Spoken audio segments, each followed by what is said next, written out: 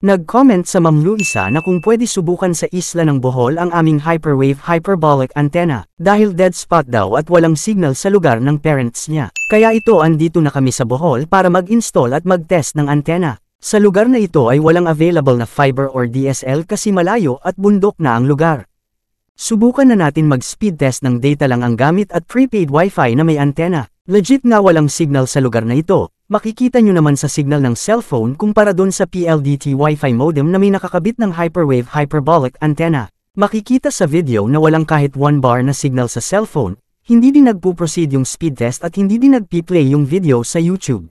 Subukan naman natin mag-speed test sa PLDT Wi-Fi na may nakakabit na hyperwave hyperbolic antenna ng Denshop PH. Ayun, nakakapag-play na ng YouTube videos. Kita nyo naman sa signal indicator, yung signal ng data ay walang signal, habang ang signal ng prepaid Wi-Fi na may nakakabit na antenna ay malakas.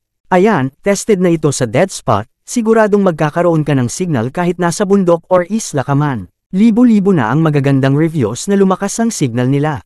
Para umorder ng hyperwave hyperbolic antenna, hanapin lang ang www.denshop.com sa browser o di kaya i-click ang order now. Meron din kaming Shopee, Lazada, at TikTok Shop, hanapin lang ang Denshop PH. Pero pag umorder kayo directly sa website namin, naka-big discount kami at free shipping pa. Umorder na, limited lang ang discount at free shipping promo.